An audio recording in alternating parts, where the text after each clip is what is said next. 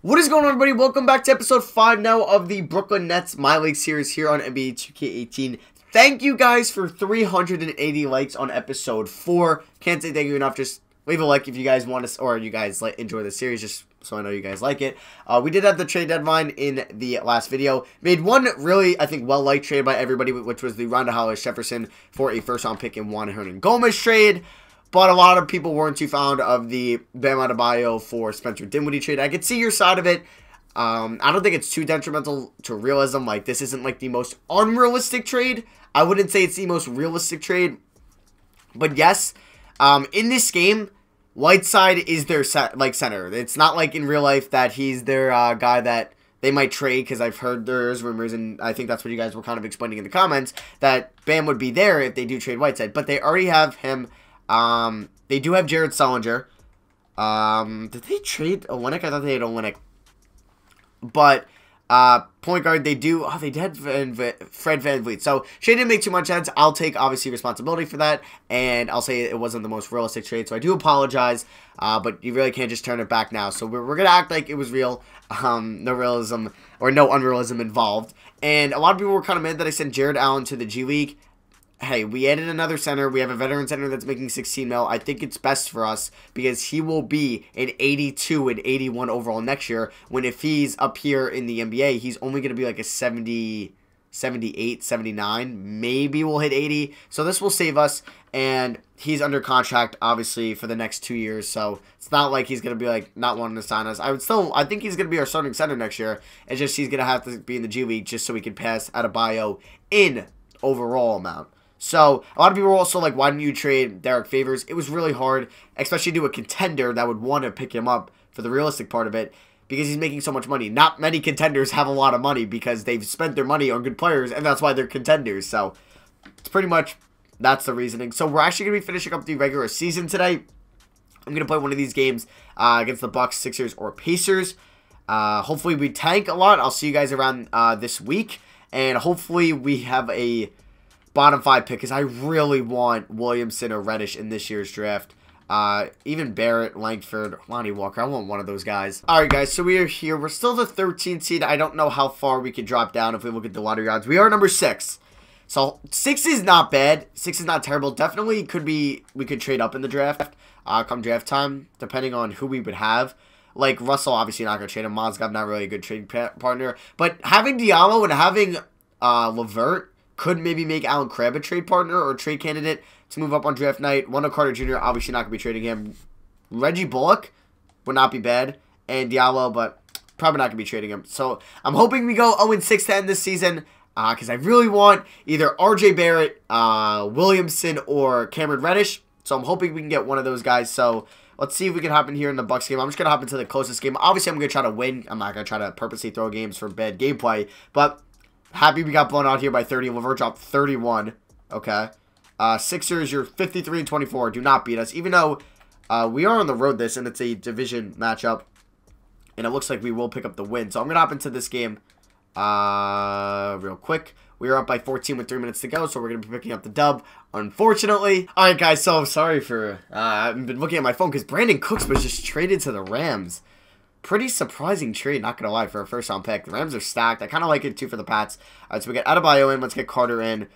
Crabbe is in. Okay, LeVert. Let's get Russell in and small forward. Bullock. We'll leave Bullock in.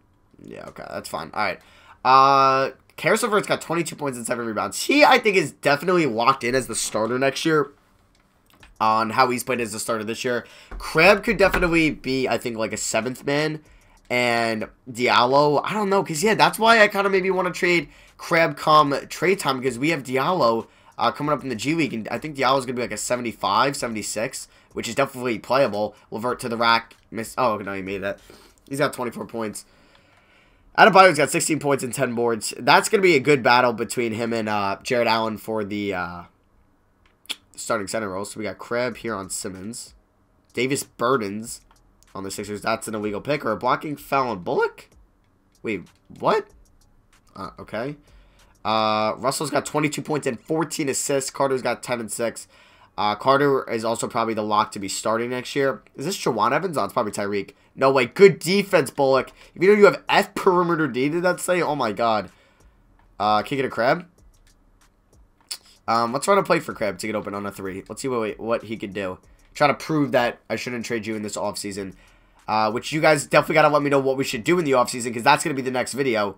Oh, Crab to the rack, and wow, that's embarrassing. That was really embarrassing. You didn't get no foul call, and you just looked like an idiot on Darius Saric. We're still, unfortunately, going to win the game. Okay, Russell. Kick it a Crab. I wanna shoot a 3 with Crab. He only has B3, actually. And he's going to the line. Free throws for Crab, but yeah, like I said, you guys definitely got to let me know who we should draft, who we should go after in free agency. After this game, I will show you guys who's an upcoming free agent, because we will have cap. We will have cap space. We'll have a little bit.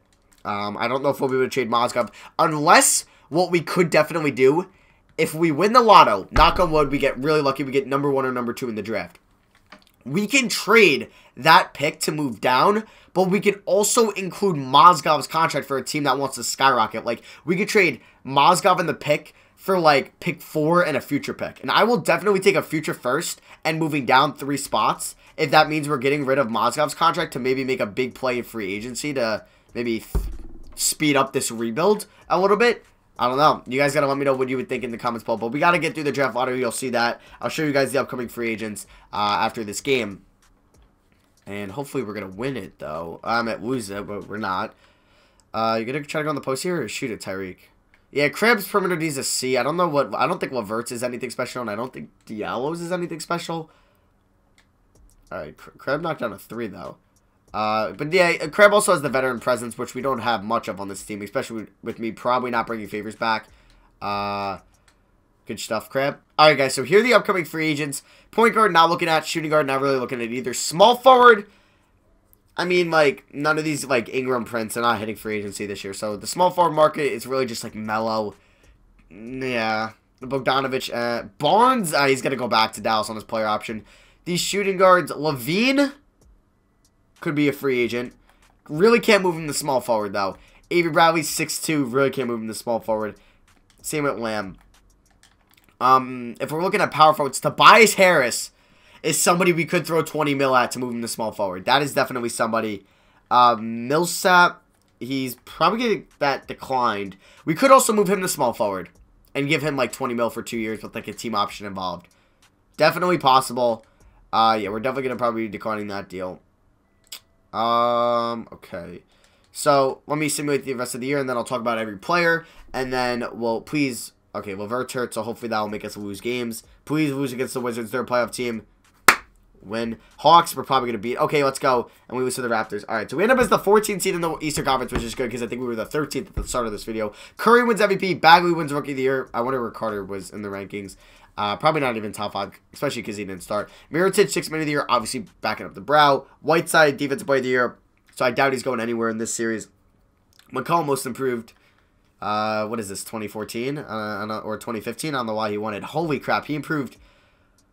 Wow. The Blazers GM must have been so happy after making that pick and knowing he did that. Oh my god. Britt Brown, coach of the year for the Sixers, and we beat them. Come on, man. So here's NBA first team, NBA second team. Obviously, I doubt we're going to see any Nets. And a couple Raptors. Simmons, there's Gasol. Here's all defensive first team. Chris Dunn making all defensive second team. Diz Carter Jr., he does make an all-rookie team. He actually, 11.6 boards off the bench is not bad. And a block a game, 56% from the field. Okay. So, judging off the records, we have, wow, the Hornets are bad.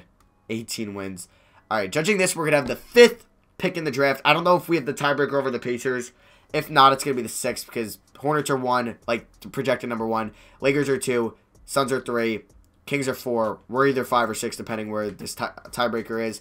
And yeah, so player stats. Russell, he's our star player. We just signed him to a max deal, starting point guard next year. Levert, most likely had a great season this year. Didn't really shoot too well from the field, but he's up to a 79, 17 points a game. He could have been the most improved player candidate, and 5 assists, and 4.5 rebounds. I think he's going to be, he's 100%, I think, the starter next year.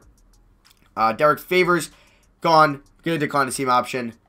Wendell Carter Jr., starting power forward next year unless something changes drastically. But yeah, I see him as the starting power forward. Jared Allen, he's up to an 80. I see him as the starting center, but we will still have the debate between him and Adebayo. We'll find out in the next video.